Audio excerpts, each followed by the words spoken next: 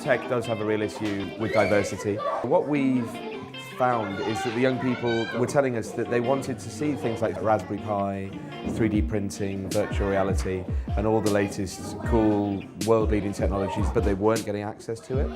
Those people that aren't getting access to it are not getting access to it based on their age, their gender, their ethnicity, their perceived ability or cost.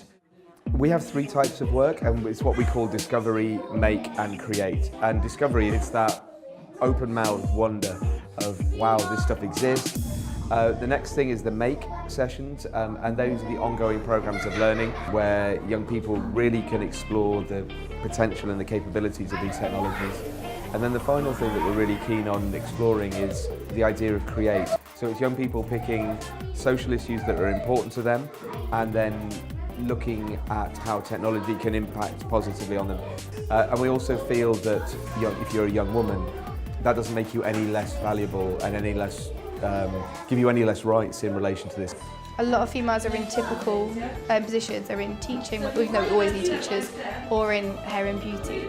And this gives them another outlet. We're going to have a shortage of people to fill jobs in tech in the UK, so people will have to come from other countries. I think it's really important for other women to be involved and young girls to realise that it's a field to go to.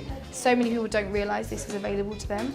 We have young people in the room next door who, before they came here, didn't know they could do 3D printing, didn't know they could do computer coding, didn't know there was a thing called Oculus Rift where you go into a whole other universe. They didn't know any of this. All this tech that's so fun and engaging for everybody. We have different exercises, and basically they give you steps on how to do things, and you can code your own animation, and then you can make games, do a lot of stuff and be free with your imagination.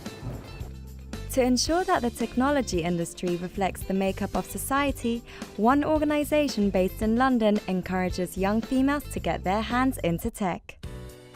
Tech is the future. I mean, if you look at the most lucrative, most creative, most kind of world-changing careers out there, they're in tech. There's a lot of things that do interest women, so it can make it a really engaging career for women.